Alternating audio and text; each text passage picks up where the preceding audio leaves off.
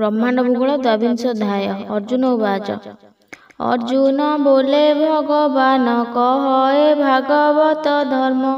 पूर्वे जे दक्ष प्रजापति तार कुमारी नाम वृत्ति।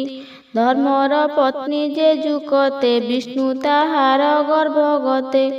अरूप होई जेबे थिला के मते रूप राशि हेला।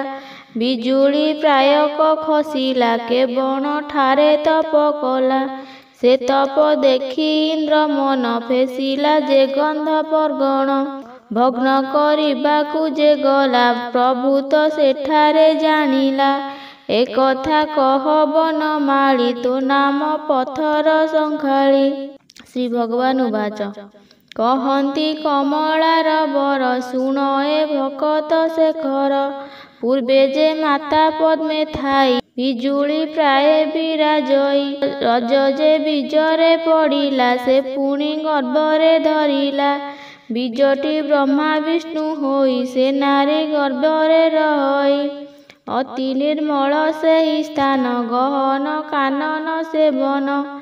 सेवन मध्य तपे पशि से नर नारायण ऋषि। काम क्रोधरु दूर करी शून्य ब्रह्मरे चित्त धरी। आहार करी राम नाम महाशून्यरे देई मन। इंद्र को इंद्री बोली कही मन इंद्रिय से बोलाई। मन इंद्रिय विचारिले भयरे पशि से पारिले।